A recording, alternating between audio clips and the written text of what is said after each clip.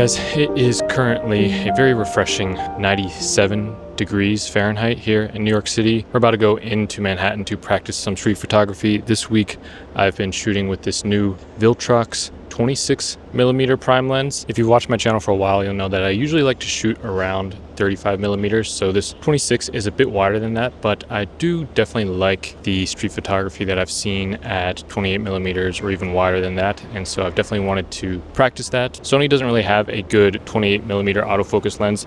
This one is a bit wider at 26, but it seems like Viltrox is really trying to fill that void with this 26mm, and this is the first Viltrox lens that I'm trying, so we'll see how it goes. But the first thing you'll notice is it's just like super compact. This is basically a pancake lens. It's perfect for things like street photography where you don't want to be carrying around this giant lens, especially on a hot day like this. We're going to take it into the city now. There's some stuff going on. It's the World Cup. There's a semifinal match, and so hopefully I can find some interesting scenes, some interesting people to photograph. I'm going to try my best to play kind of to the strengths of a wider lens like this and go to environments where I can get a bit closer to people and get some more interesting layered shots. But yeah, we'll see how this goes.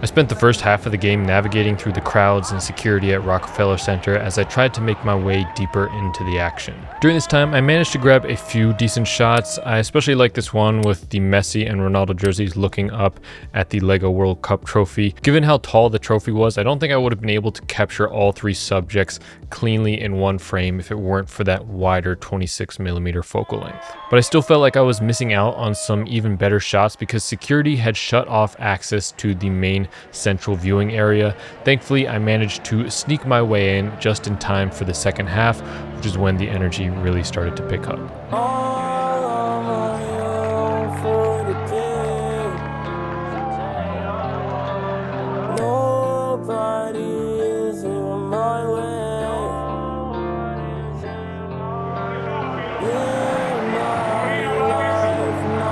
Messi para enganchar. Buena esta para Enzo que vuelve a probar.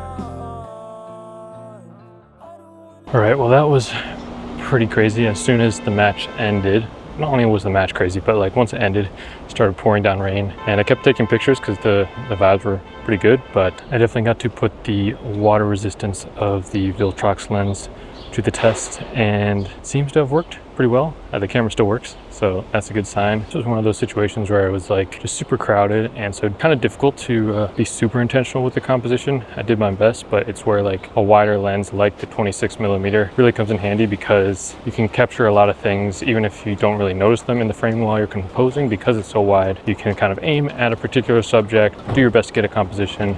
In this case, like the environment was pretty crazy, so like things are moving all over the place, so I'm kind of spraying and praying a little bit, but we'll see how the photos comes up once I review them. Overall, I feel like the autofocus was pretty solid.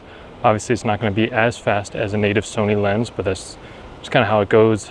Still definitely usable. There were some situations where things were moving really fast, and I found it focusing a little bit slower than I would have liked, but for 99% of situations, it's going to be fast enough in terms of autofocus, or you can just switch to manual focus. If you're using high f-stop like I usually do, you can pretty easily get most things in focus, and it's got that nice focus dial on the lens itself along with the aperture ring.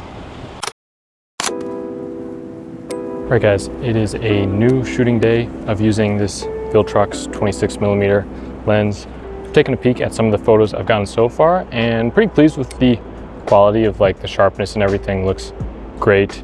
The biggest challenge is just honestly using this focal length. I'm used to shooting a little tighter at 35, maybe 50, and so 26 is definitely quite a bit wider and a bit challenging to get. You really have to be on top of your compositions and stuff. It's definitely a lower hit rate, I feel like, when you're shooting this wide, but when you do get a good shot, they can come out really nice, especially with those more complex kind of layered compositions and stuff. But we're gonna see what we get up to today. Hopefully we get some decent shots. It's like mid-afternoon now, so the sun is coming down pretty strong. And there was like a bunch of air pollution and stuff because of these fires in Canada, but it seems to have cleared up a little bit. It doesn't seem too bad right now, but definitely is still pretty hot. So we're gonna walk some more around the Manhattan area, probably gonna head down south towards Chinatown, maybe get on the Staten Island ferry if we feel up for it later in the day.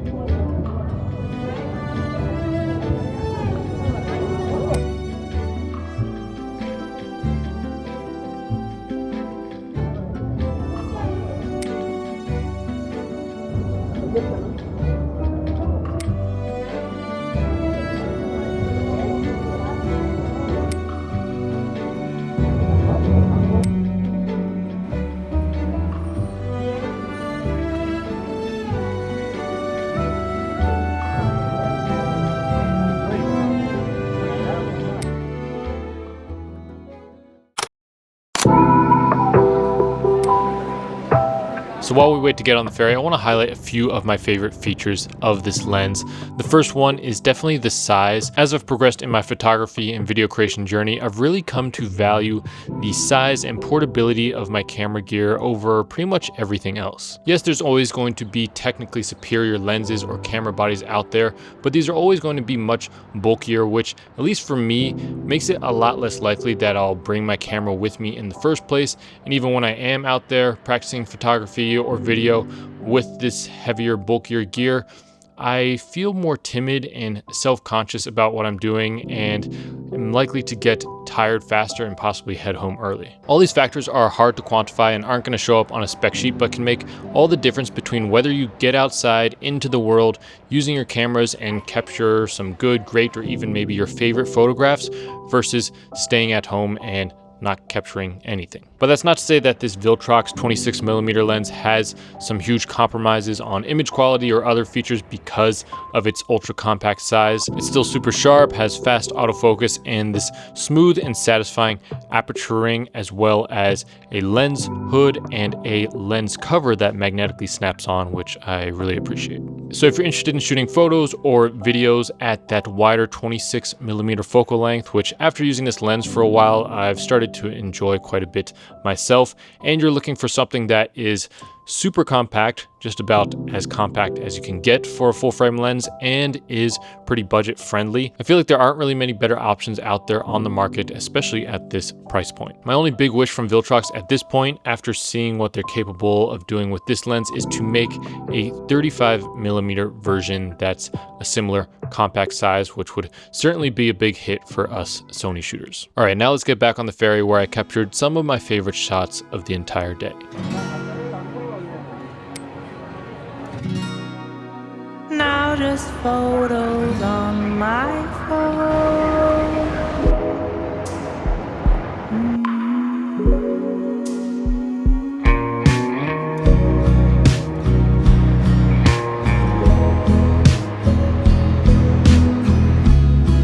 I cannot see it, or I choose blind.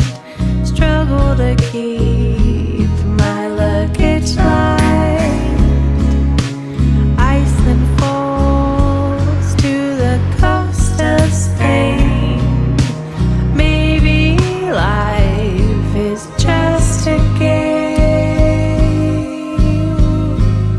Alright guys, we went across the Staten Island ferry one time and now we're about to head back. It's the nice thing about this is it's a free ride. You can just go one way and then immediately get on the return trip, and it's nice views both ways. Different people board the ferry each time, and so there's new subjects, and it's just really a fun place to practice street photography. May I have your attention, please? Yeah, so it's a new roll of the dice with what shots we get each time we go on, so hopefully we'll get some good ones on this return trip. I feel like a lot of people got turned away because of the pollution in the air and all the warnings about going outside this weekend. So got this whole lower deck to myself right now, but views are still very nice.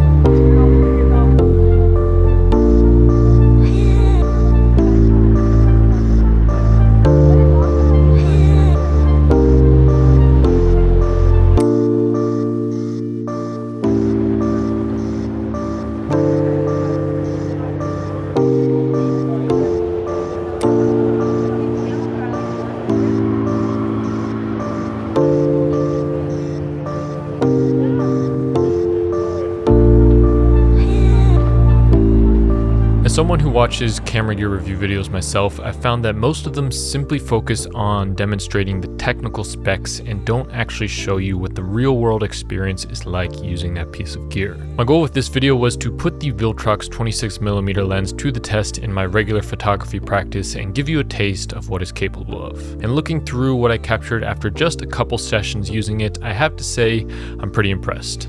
I'll leave a link in the description if you want to check out the lens, and I'll see you in the next one.